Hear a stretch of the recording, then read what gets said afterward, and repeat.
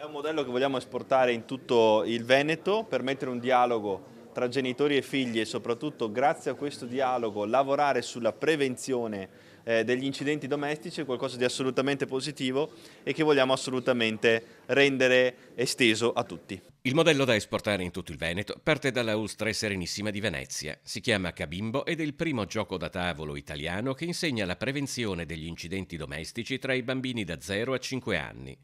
Il problema è serio. Solo l'anno scorso ci sono stati 1275 accessi ai pronto soccorso pediatrici dell'azienda sanitaria veneziana per traumi casalinghi.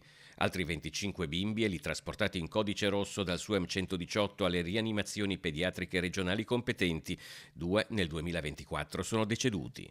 Il gioco si compone di un tabellone con 112 carte e un manuale con le norme basilari della prevenzione domestica. Noi troviamo delle aree nel tabellone che con un colore individuano la cameretta, la cucina, il bagno, il soggiorno e il giardino, quindi anche l'area esterna, con delle carte pericolo. Allora, se io chiedo a voi quale può essere un pericolo nella cameretta, per esempio nella cameretta una bajour con la presa potrebbe cadere, rompersi o fulminarsi, il lettino con le sbarre troppo larghe, il bambino può entrare col viso, con la testa e restare lì.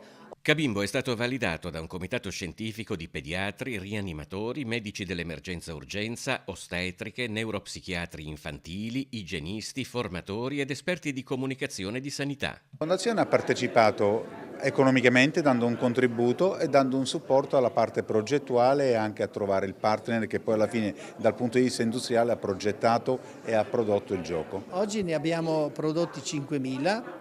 In prima battuta andremo a distribuirle alle signore e alle famiglie che frequentano i corsi di preparazione al parto, li daremo a chi partorisce nelle nostre strutture e saranno oggetto di interesse nei consultori familiari. Cabimbo non è solo un gioco da tavolo, è uno strumento che insegna ai piccoli ad evitare i pericoli in casa e ai grandi ad eliminarli. I genitori un po' lo sanno che la casa può essere anche un rischio, però è evidente che mai c'è stato un gioco che evidenzia e previene questi incidenti domestici per i bambini. Anche questa è prevenzione, anche questa può salvare vite umane.